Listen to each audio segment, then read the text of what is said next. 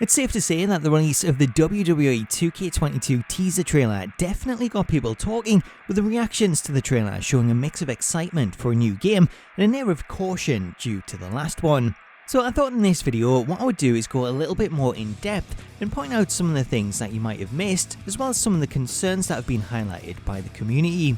Before we get to that though, if you're new to the channel and you want to stay up to date with everything WWE 2K22, please do hit that subscribe button and turn on your notifications, as I'll be bringing you all the latest news on the road to WWE 2K22. Whilst the only two superstars shown off in the trailer were Rey Mysterio and Cesaro, taking a closer look at the footage frame by frame, we also get a glimpse of the game's announce team, as zooming in on the footage during the 619 reveals the presence of Michael Cole, Corey Graves and Byron Saxton. Panning to the right, also present is the ringside doctor, as well as SmackDown ring announcer Greg Hamilton. It's unknown if these stars will be included in the final version of the game or if they'll be updated, as all of these models remain the same as in previous games. Therefore, due to this being an early build, there is still the possibility that the announce team, the ring announcer or even the ringside doctor could be updated. It's clear that the arena featured in the trailer is a take on the WWE Thunderdome, as the arena features the huge lighting rig and the LED trons that are placed above the ring, not to mention the updated Thunderdome stage. However, as the majority of people who've seen the trailer have pointed out, the Thunderdome features a real crowd rather than crowd screens. Whilst the reason for this is unknown, it could be that 2K wanted to include the crowd ready for them returning, as by the time the game is released, crowds could be back on a weekly basis. There could also be a simpler explanation in the fact that Thunderdome Arena isn't yet complete, which, if that is the case, then maybe we could see crowd screens added later on in development. One thing that hasn't been pointed out is that this crowd is the same crowd that has been featured in previous games, and it's not just the models themselves, as the shirts worn by the crowd are also taken from past games, with the kid wearing the Nia shirt dating all the way back to 2K18. This isn't something to necessarily worry about at this stage, as historically crowd shirts have been one of the last things to get updated, but it would be nice to see new crowd models included, as this would help to freshen up the game and give it a new look, rather than seeing the same faces that have been used in the past.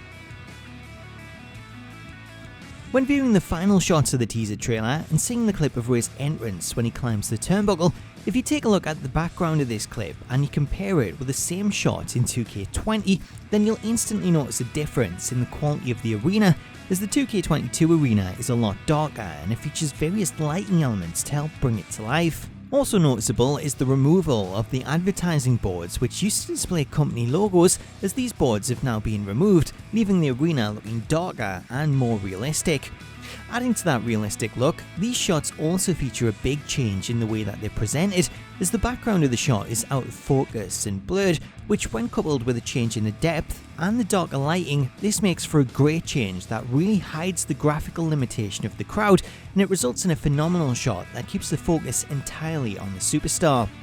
Whether or not this change in presentation is something that is purely for the trailer, or whether it will be something that we see in entrances and during matches, remains to be seen, but judging by the comparison shots, this presentation with the background blur could make for a really big difference visually. During the clip of the 619, we get a quick glimpse of the referee, which is also a model that has been reused, as this referee has appeared in multiple games dating back to 2K18. As with the crowd, it would be nice to see some new referees included, especially the ones that we see on TV, such as WWE's head referee John Cohn or WWE's first female referee Jessica Carr. On first glance, the gameplay shown off in the trailer appears to be new. However, when comparing the footage with 2K20, the animations shown for both Rey's entrance and the 619 are identical to the animations seen in past games, with the only change being the camera angles that are used. To show this more clearly, here's a comparison of the 619 in the teaser trailer compared with the same move in 2K20, in which you can see that the move and the cell are exactly the same, with the only real difference here being the camera angle, as it wasn't possible to fully recreate these shots that are used in the trailer due to the limitations of the highlight reel. Whilst there's nothing wrong with the 619 animation, given the game's tagline, "It hits different," it would have been nice to see some new animations included, which would have helped to reinforce that. One of the most controversial things talked about in 2K20 was hair, which has led some members of the community to question if this was the reason 2K decided to use these stars in the teaser trailer. However, zooming in on the models shown and using Ray's mask for a reference, the fur featured on top of Ray's mask looks 100% better than it did in 2K20. Now, whilst this comparison is accurate, as it does look a lot better than it did in the previous game, this comparison is also somewhat misleading, as the fur featured on Ray's mask in 2K20 was actually glitched and broken, which is why there is such a big difference between the two. To give a better comparison, if we take a look at another star who featured fur on their mask in 2K20, such as Lindsay Dorado, and we compare this footage of Ray in 2K22, then you can see that the difference, while still an improvement, isn't as much of a difference as first thought when we compared it to Ray. Another criticism widely talked about in 2K20 was facial hair, as full-blown beards appeared to be slapped on with very little blending in place, as well as dark beards appearing so black that they were devoid of any texture. Whilst it's impossible to say if this is something that will be fixed in 2K22, taking a closer look at Ray's beard, this does appear to be promising, as rather than the solid beards featured in 2K20, Ray's beard features visible strands, which not only add more detail to it, but it also helps to blend it in and make it look more natural, especially with the lighter shading. In the time since WWE 2K20 was released, a lot has been made about the name of the new game and how 2K could have renamed the series to give it a fresh feel, yet instead of renaming the franchise, 2K have decided to stick with the current naming convention and instead freshen up the logo. The new logo featured in 2K22 marks the first time that logo has been updated since 2K took over the franchise in 2013, with a new logo using a similar scratch font to the one that was used previously for both WWE 12 and WWE 13.